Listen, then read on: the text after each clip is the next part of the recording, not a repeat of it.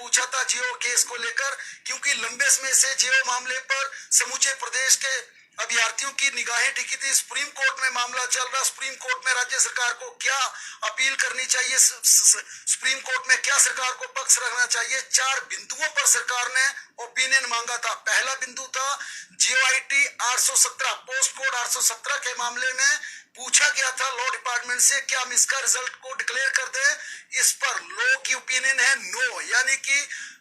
विधि विभाग का मानना है कि इन परिस्थितियों में, चूंकि ये मामला सुप्रीम कोर्ट में चल रहा है, इन परिस्थितियों में 817 का रिजल्ट राज्य सरकार को घोषित नहीं करना चाहिए, स्टाफ सिलेक्शन कमीशन को ये रिजल्ट अनाउंस नहीं करना चाहिए। हालांकि सरकार इस पक्ष में थी कि कम से कम जो 530 पदों का यहाँ पर विवाद बना हुआ है, क्योंकि 556 की जो 530 पोस्ट 817 में भेजी गई थी उनको शिफ्ट करने की बात हो रही थी, इसे लेकर कंफ्यूजन का माहौल था।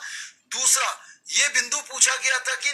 530 पदों को लेकर क्या करना चाहिए राज्य सरकार को, सुप्रीम कोर्ट में क्या स्टैंड रखना चाहिए। इस पर लॉ डिपार्टमेंट ने इस बिंदु पर, क्योंकि जो एक बिंदु है सबसे पहला बिंदु की 817 की रिजल्ट डिक्लेयर कर देना चाहिए, इस पर लॉ डिपार्टमेंट ने 2 टूक शब्दों में ना कहा है कि रिजल्ट सरकार को डिक्लेयर नहीं करना चाहिए। अगर सरकार इसका रिजल्ट डिक्लेयर करती है तो मामला लिटिगेशन में जा सकता है। अगले 3 बिंदु पूछे गए थे, 530 पद जो कि 556 के पद 817 को शिफ्ट किए गए थे, इन 500 पदों का क्या किया जाना चाहिए, ना 817 में रखना चाहिए या वापस 556 में भेजना चाहिए। दूसरा ये लॉ डिपार्टमेंट से पूछा गया था, लॉ ओपिनियन मांगा गया था। तीसरा बिंदु था 556 की मेरिट रिकास्ट करनी चाहिए या नहीं करनी चाहिए, क्योंकि सुप्रीम कोर्ट में राज्य सरकार को एफिडेविट दायर करके ये अपना पक्ष रखना है। चौथा 447 में डिप्लोमा, जिस प्रकार से डिप्लोमा कैबिनेट की अनुमति के बाद प्राइवेट डिप्लोमा भी अनुमति दी गई थी, उसे लेकर क्या स्टैंड होना चाहिए, इन 3 बिंदुओं पर पूछा गया था।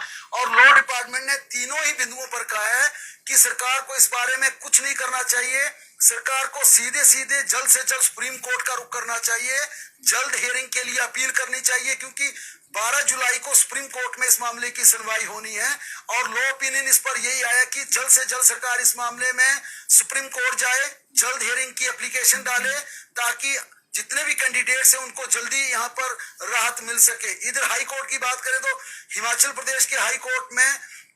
कंटेम्प्ट को रिवाइवल करने के लिए एक बाकायदा अपील की गई है। 22 अप्रैल को इसकी सुनवाई होगी और इस सुनवाई के बाद ये स्पष्ट होगा कि हाई कोर्ट का क्या रुख रहता है, क्योंकि इसके बाद सुप्रीम कोर्ट की तरफ क्या राज्य सरकार लॉ ओपिनियन के आधार मानकर क्या जल्द से जल्द हियरिंग के लिए सरकार जाएगी या क्या करेगी, इस पर भी देखना होगा। क्योंकि अब सरकार इस पूरे मामले में पूरी तरह से फंसती नजर आ रही है, क्योंकि तमाम जीओआईटी की भर्ती, चाहे 817 पोस्ट कोड संख्या की बात की जाए, 556 की बात की जाए, अगली भर्तियों की बात की जाए, ये पूरा मामला अब फंसकर रह गया है, पूरा मामला लटक कर रह गया है। जितने भी कैंडिडेट्स हैं, इस भर्ती से जुड़े जितने भी अभ्यर्थी हैं, वह राज्य सरकार से न्याय की उम्मीद कर रहे हैं कि राज्य सरकार जल्द से जल्द affidavit high court, supreme court में दायर करके कम से कम उन तमाम छात्रों को जस्टिस दिलाए, उनको राहत दिलाए, ताकि आगे चलकर उन छात्रों को बड़े स्तर पर उनको राहत मिल सके, उनके लिए सुकून की बात हो सके। लेकिन इस पूरे मामले पर जिस प्रकार से लॉ ओपिनियन आया है,